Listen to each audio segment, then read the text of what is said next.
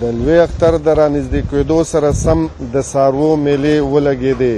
کاټلنګ کې هم د نورو سیمو په رنګ د سنت ابراهیمي د ادایګۍ تیاریانې دوامدارې دي او خلکو د میلو مخه نیولې ده. خو د تیلو د ګرانۍ له کبله د څاروو قیمتونه اسماني شوي دي او د خریدارۍ په قوت کې کمې راغلې دي. خو بیا هم میله وي او د کاټلنګ میله خپل روایتي رنګ او رش لري. څاروي مو کته هو لکه څاروي په تعداد کې ښه سیوا دي خو بیا هم ریټ د اسمان سره خبرې کوي پته نه لګي څه حساب دی. خلکو ټول پنجاب دلته راوړی زما په خیال پوه شو. خو خلک یېرېږي د غوړین څاروو نه ډېر زیات یېرېږي. بس لاس نه چې یاره څوک څاروي نه اخلي. سره بس ګاهکونه خو راځي مختلف قسم تپوسونه خو کوي خلک خو د دې مونږه دواړو 4.5 لاک جی یاره بس مختلف ریټونه څوک وایي 360 څوک وایي 370 او تقریبا دغه 70-80 پورې دغه صاحب موږ دا وایو چې موږ غریبانان یو دا تیل مګرانه وي په 3.5 لکه روپۍ به موږ گاډي راوسته د کرای اوس په 4 لکه شو موږ څه وکړو. راوستي دي او دلته کې د اوبو د څښلو پروګرام هېڅ قسم نشته دی. ټول عوام ته تکلیف دی او ګرمي ډېره زیاته ده. څاروي ښه ګران دي تقریبا په اسان حساب 10-12 روپۍ پر راغلی دی. په نسبت لږ کم دی خو خلک ځپلې شوي دي لږ د حکومت د غاړې نه د ګرانیو د وجې نه. خو انشاءالله چې کېږي خریداري کېږي ګزاره کوي. فرق راغلی دی په هر څاروي کې 15-20 روپۍ 1.5 روپۍ څاروي فرق دی. څه دا بیماري هم راغلی لږه که نه د دغې وجې خریداري لږه کمه ده.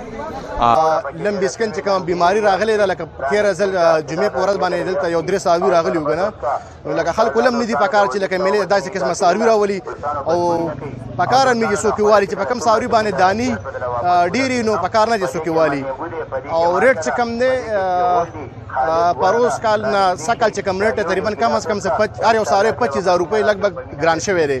خدا چې مهنګایي هم راغله پېټرول چې کم وو هغه په 119 روپۍ باندې لیټر یا په 110 باندې به لیټر اوس چې کم دی نو د 250 لګ بګ رسېدلي دي که نه لکه نن نور هم ګران شو. تاثر خو څاروو باندې په دې باندې پرې څاروي چې کم دی زیاتر د پنجاب نه راځي یا د کراچۍ نه راځي یا پنجاب نه راځي. په څاروي په سر باندې 400 روپۍ کرایي راتله اوس 1000 راځي 2000 راځي.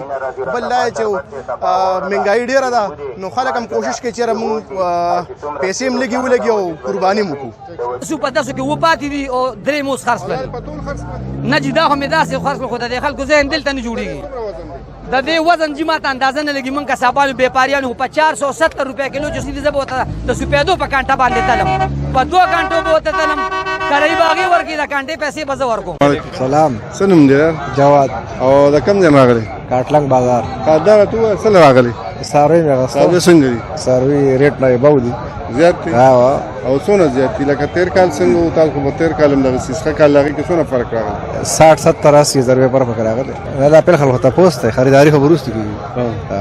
څاروو له راغلی م خو بس څاروي ډېر ګران دي فی الحال او مهنګایي ده ډېر دی بس لاک نه برابر دي. موږ پرسنټیج نشته بس 1500 روپۍ سره اعلان هم کړی دی او څوک په 100 روپۍ لي په 2 لکه لي دا پیکیج دی. دا خو موږ له ټي ام اې طرفه 5% راکړی فکس نه زه لګ دی دا بلا مال لاغلی تنګ ولاړ دا نور کلم لګي ګران سي اختر د وجې لګ نه نور کله دومره نه بس دا د اختر کې بس به پاړیانو مال ډیر راوسی دا کشان درغون مالونه راغلي ځکه چې لګ توسي وشي لګ توسي وشي.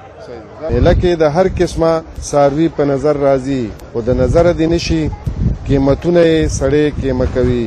محمد ایوب پښتونخوا ریډیو مردان.